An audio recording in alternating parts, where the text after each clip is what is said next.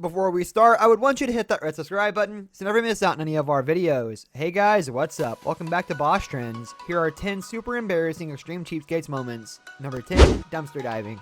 One of the most controversial activities depicted on the show is dumpster diving. In one episode, Kate, a New Yorker, suits up in old clothes, which she says make people feel sorry for her, and begins opening garbage bags and pawing through the trash at popular eateries. She finds prepackaged meals, meats, and fruits, which she then takes home to serve as dinner to unknowing friends. She waits until they've had their first bites to surprise them with the fact that she took their food out of the garbage. One promptly throws up. Unfortunately, while Kate thought she was getting a free meal, food taken from the garbage can grow bacteria or become unsafe from heat or contamination after coming in contact with other foods in the same bag. The store or eatery that threw out the food probably had a good reason to do so. Eating food out of the garbage can make you seriously sick. Of upscale. I'm guessing these tomatoes got thrown out probably. Number 9, secondhand furniture. Many cheapskates proudly proclaim that their furniture is secondhand or even rescued from the garbage. One episode features a family man who keeps his TV on the ground and only offers a folding chair and a card table in his living room. The kicker? He has more than $60,000 in the bank. Another cheapskate outfits an entire apartment with secondhand furniture from friends, garage sales, and even the trash. While you might not be so extreme, using furniture discarded by friends and family or acquiring it through thrift stores or garage sales makes good financial sense. As long as it's properly sanitized, acquiring secondhand furniture is a great way to save money. If you really want, you can always upgrade the new pieces once you're out of debt or have reached other financial goals. Because it's just ingrained in. Number 8, bartering. In one episode of the show, a man named Abdul proclaims he will never buy something without first haggling over the price. And he doesn't just mean in flea markets or garage sales either.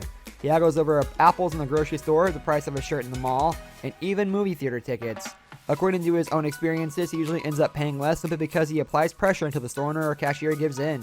When it comes to bartering, your results may vary. Bartering for something secondhand and at garage sales and farmers markets is expected, but trying to get a better deal on a pair of shoes at the department store might raise a few eyebrows. It's up to you to decide how far you take it. Just be prepared to deal with the stigma of haggling, especially if it's somewhere that bartering isn't typically welcome. You can't go in those stores again. Right here. Just stop doing it. Number 7, foraging for greens. I've seen several episodes where the money-saving behavior of choice is foraging, an activity by which greens are gathered from public areas.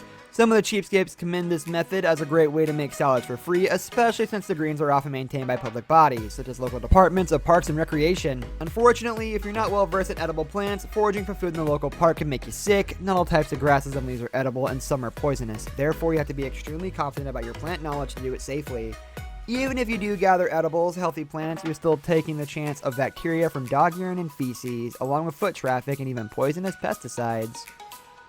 Number 6, flushing the toilet less frequently. It may sound pretty innocuous.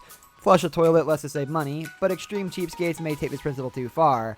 A millionaire named Victoria, featured on Extreme Cheapskates, is so dedicated to saving money on water that she prefers to actually urinate in a jar and carry it out to her garden rather than use a toilet. Victoria claims she practice saves her $10 a month and gives her a beautiful garden, as urine can usually be a decent addition to a compost heap. Urine is medically sterile, but there's an obvious ick factor associated with carrying a jar of urine through your home. Rather than avoiding using the toilet at all, Victoria could place a brick in her toilet's tank, since the water displacement causes less water to be used per flush. With the once-used stuff. This one, though, is Christina's mouthwash, because she doesn't like to do what I... Number 5, drying and using paper towels. With great spills come great opportunities to reuse paper towels, that is. Who said they were meant to be used just once? The extremely cheap can use their paper towels, wash them, and then hang them before using them again, just like Roy Haynes does in the show. And I get 2 rolls out of 1. I get twice as much as anybody else does for the same price. I do not. Before collecting your own drinking water. You've all heard about the high cost of bottled water, but the tap water costs how much now? For those who don't want to pay 1 cent per gallon from the tap, there's another option. Collect your own drinking water. Ben Livingston of Extreme Cheapskates drives out and fills up on water at a local creek.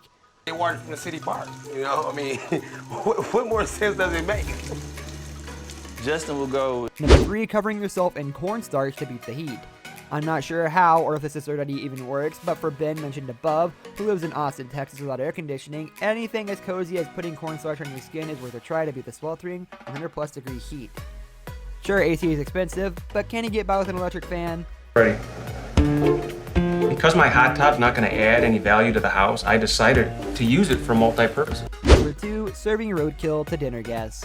If you won't touch the food left by nearby diners, how about snacking on a fresh kill by a fellow driver? Extreme Cheapskates Vicky and John go out with their kids in search of a deliciously free meal that doesn't even require a trip to the store. After passing on a little too rotted corpse of a fox, they settled on a rabbit they found down the street.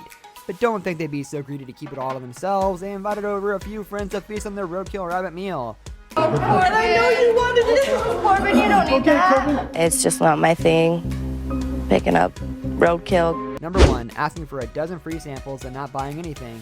We've all tried an ice cream sample or two before picking the best flavor to indulge in the entire cone's worth, but if you don't care about enjoying a whole scoop and drawing the ire of a local business owner, just go for a dozen or so samples and then buy nothing like Roy Haynes does in the show. For extra effect, tell your wife it's a date and let her suffer the embarrassment. Thing like that. Yes, can I help you folks? Hey, how are you? This brings us to the end of our video. I hope you enjoyed it. Hit like if you did, and don't forget to subscribe to our channel so you don't miss out on any of our videos in the future. Also, watch the 2 videos that are on your screen because I'm sure you'll love them. With that, I'll see you in the next video.